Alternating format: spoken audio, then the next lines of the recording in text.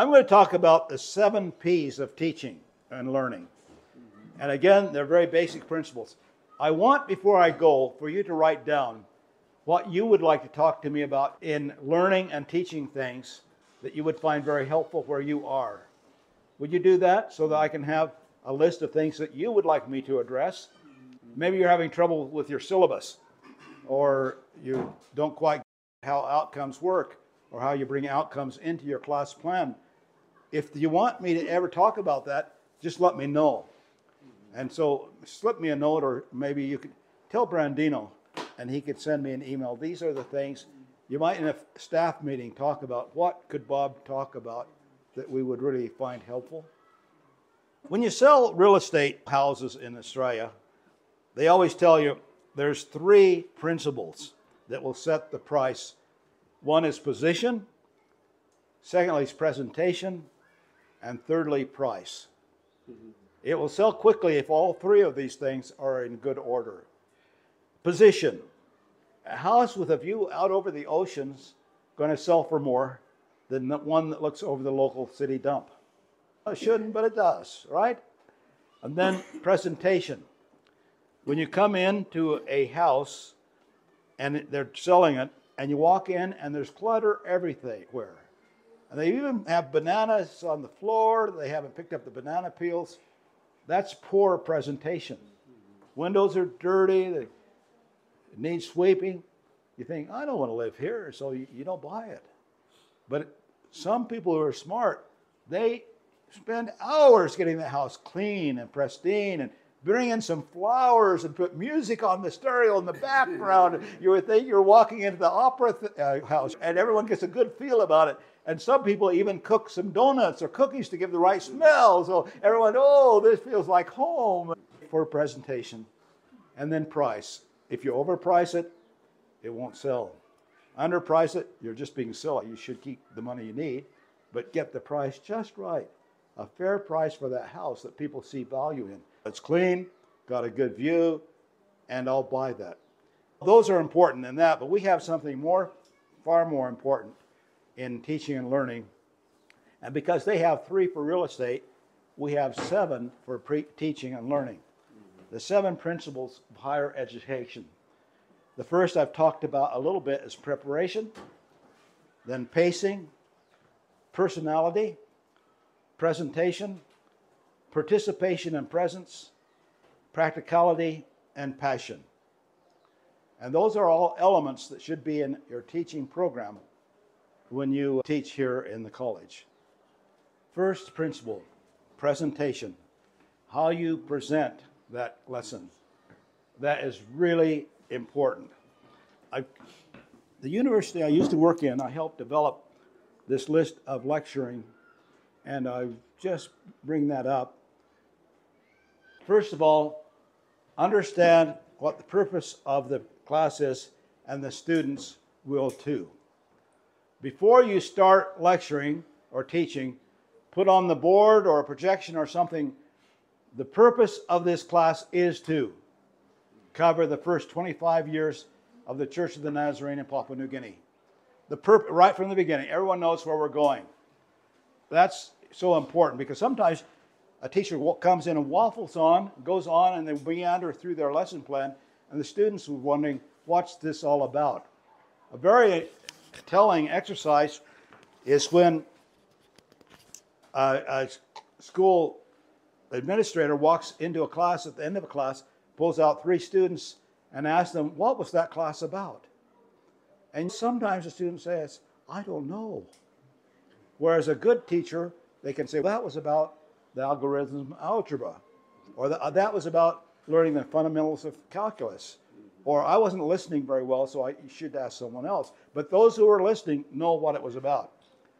And also, don't do more than 2 or 3 points. 3 things you're going to cover. Don't go for the whole basket load, because they can only remember, it's like a sermon that has 18 points. They don't remember them. But 3 key points, 4 key points at the most. And also teach in concrete language.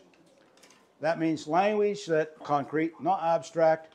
We need to be real. You need to organize your lecture so it has clearly defined introduction, body, and conclusion.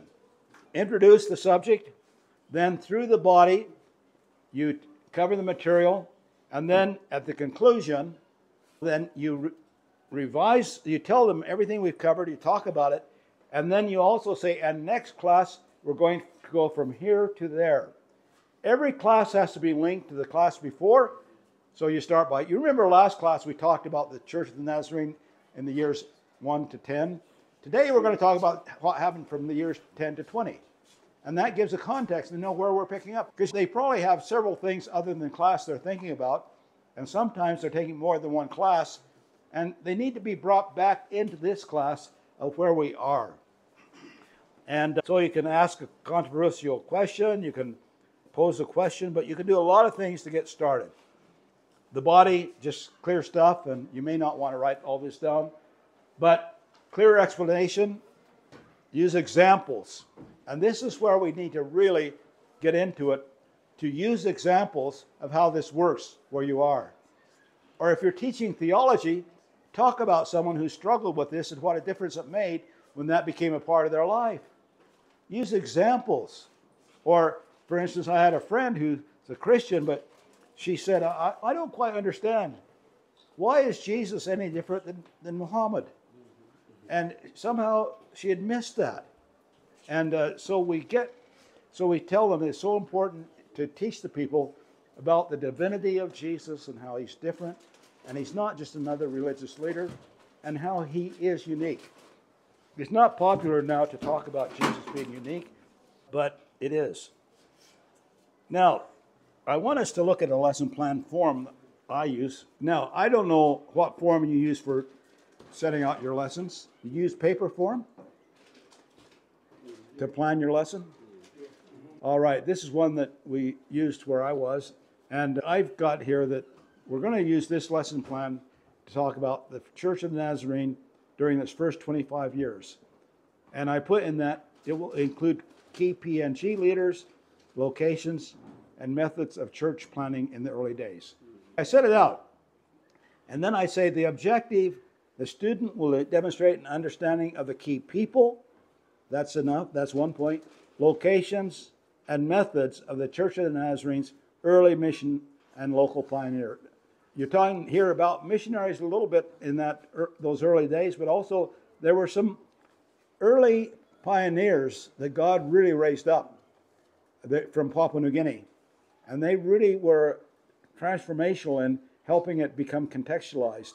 You need to talk about Time Duryea or whoever it is, and to appreciate it's not all been missionaries who did this. We've come alongside and we've actually built the church to be our church. And these are the people that you can thank for that. Then 3 columns that I always use is time, then the activity, that's keep you from getting stuck on one thing. You need to keep moving, and resources.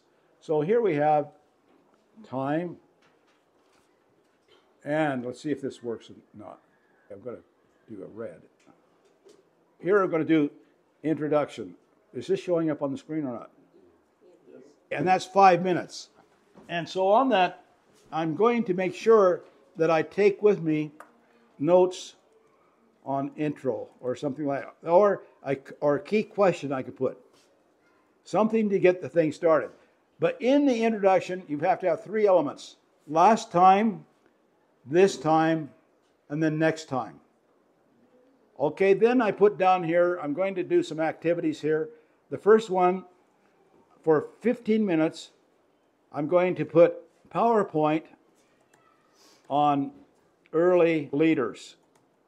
Okay, and of course, I'll need to then put here to remind myself, take computer and whatever else you need, because there's nothing worse than getting there and think, I need my computer for that, or a projector or whatever it is.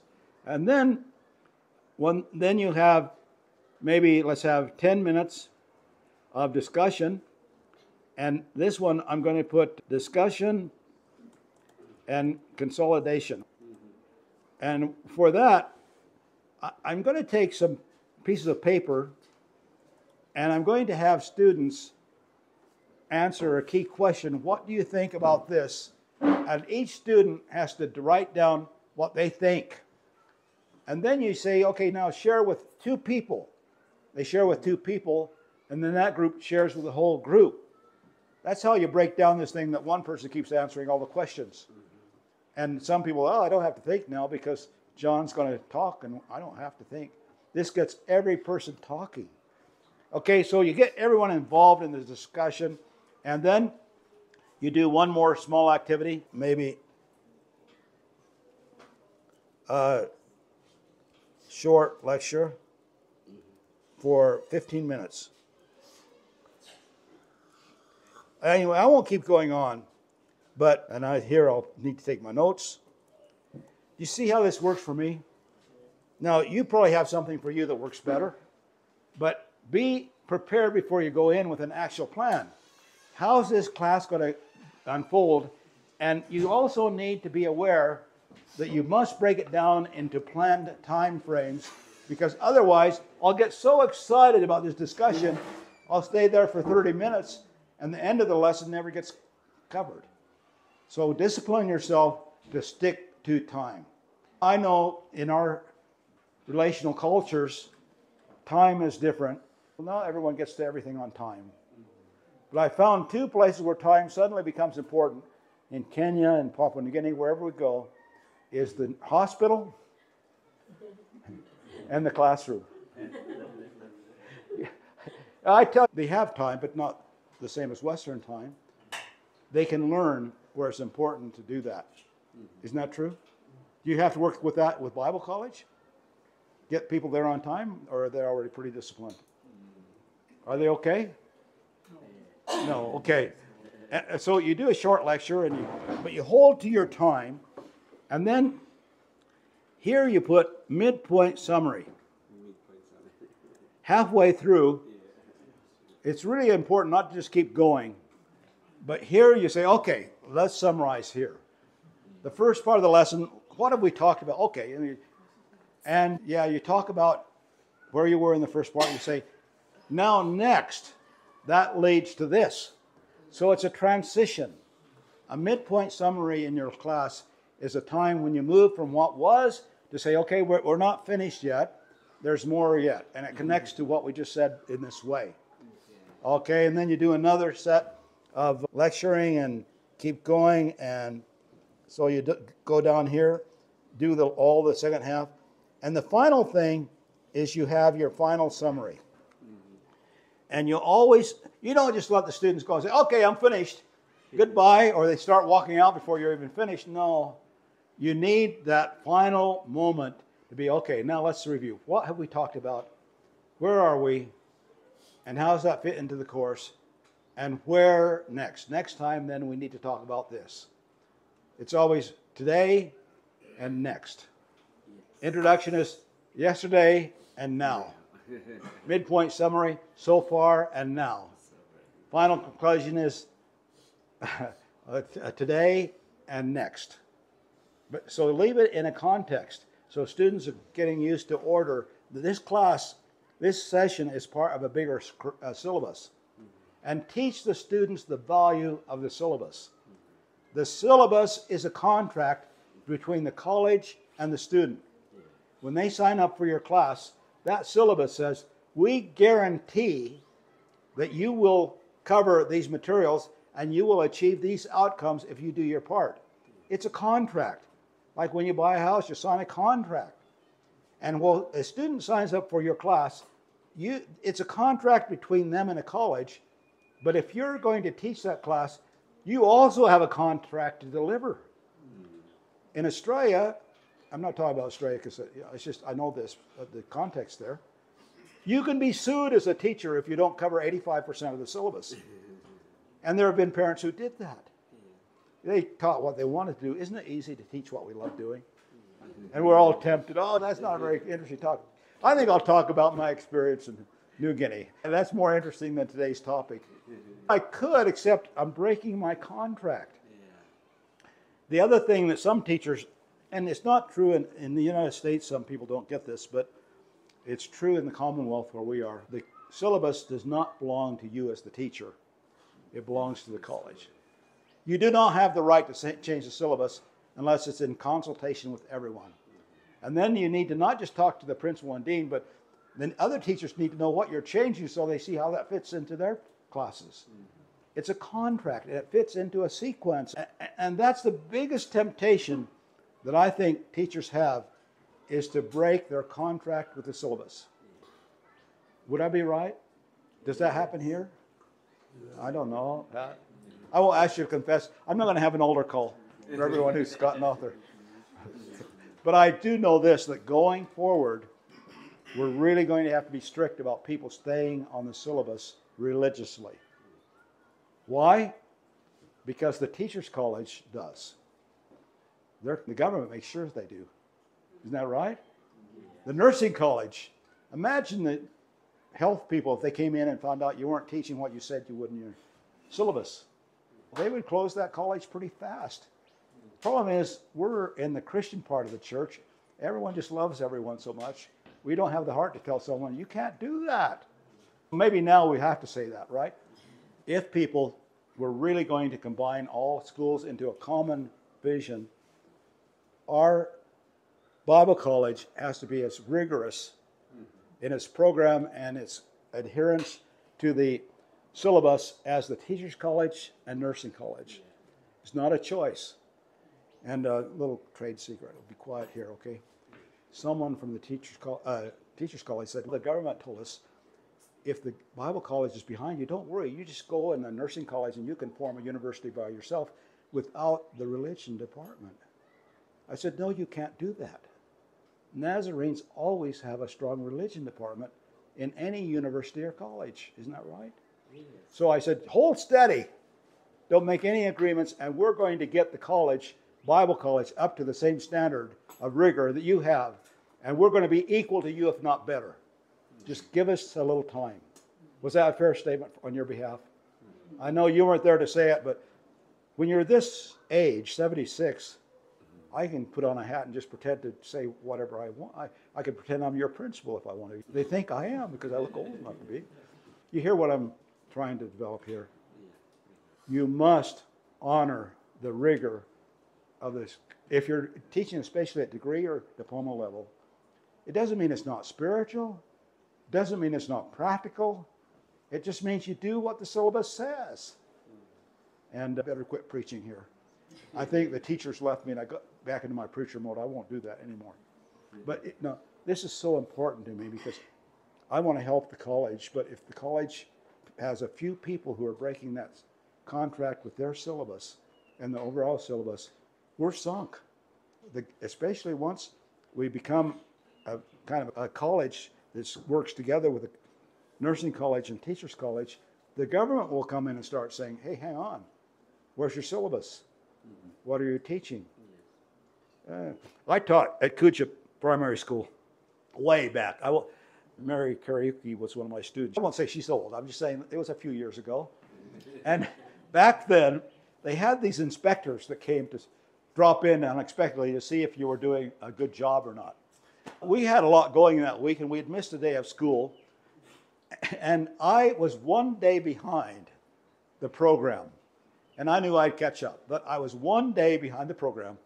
And this inspector came from head office, Papua New Guinea guy. He came and sat in the back of my room, and he had this really big frown, and he was not happy. I'm teaching my best. What did I do wrong? And he wrote this scathing report in red ink. Mr. Woodruff, you are one day behind the program. Why did you allow your class to get behind? Next time I come, I want to make sure you are on the program. He slapped my hand, and I made sure that if we were gone for a day, I just did 2 programs quickly in one day. I learned, but that's how the education department used to be really rigorous. We used to have a book this thick. Okay, today you cover this, tomorrow you cover that. You remember those? And those inspectors were not kind people. No, I shouldn't say that. They had a job to do.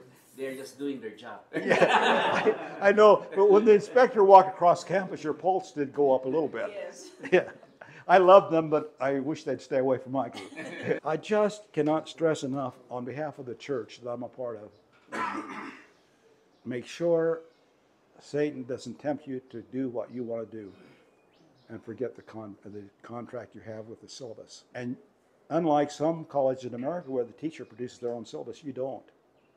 You can have input into improving the syllabus, as you should. But you just don't change the syllabus for next year. You talk to your principal dean and probably even talk as a whole staff. These are the changes I think we need. Everyone says, yeah, that wouldn't change anything as far as the class I teach, because I teach the class that follows through on that. So it's really important that we stick to our syllabus. Do you all have your syllabi yet for whatever you're teaching? You like them? Sorry. You can have input into improving them for next time. But for this time, stick to the syllabus unless it's a really big thing. Then talk to your academic dean and principal. And it can be adjusted, but be careful, because the students, if you change too much, they can actually hold you accountable. And you used to say, oh, they'd never do that. You know what? Students are starting to do that. They look at their syllabus and they say, but hang on, we were supposed to cover all this and we didn't even talk about that. There was nothing, no readings on it or anything. And that's a sackable offense, as we call it in some. You lose your job over that. And you say no good true, yeah.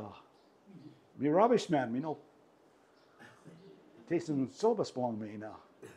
Oh, I look at them and down on me no good true. Now we got shame now. We know not go along house low to belong one of them. We got shame now. Oh, they look at me now. This will teach you know behind them syllabus belong him. No, we'll just do it. And I'm just saying it so strongly at this juncture because with new leadership, old leadership has led us so far, and we love them and respect what they've done. God has used them. But now we're in a new day saying, now what's next? And you're a part of that. And one of the big things is to get those syllabi spot on and then follow them religiously. And then we can go to the teachers' college and nurses' college and say, you guys think we don't know what we're doing, but look at this. And it's been approved by the ICOSAC, and God even said it was okay. And we're actually preparing people who can preach well, and we actually make it practical where they don't only get the academics, but I won't tell you your speech you have to give, but I'm pretty proud of this school. And whenever anyone criticizes it for being behind on its ICOSAC obligations, I said, yeah, I know, that's not good, but they're producing pastors who can pastor, and teachers who can teach, and missionaries who can be missionaries. I think that's even more important than the paperwork.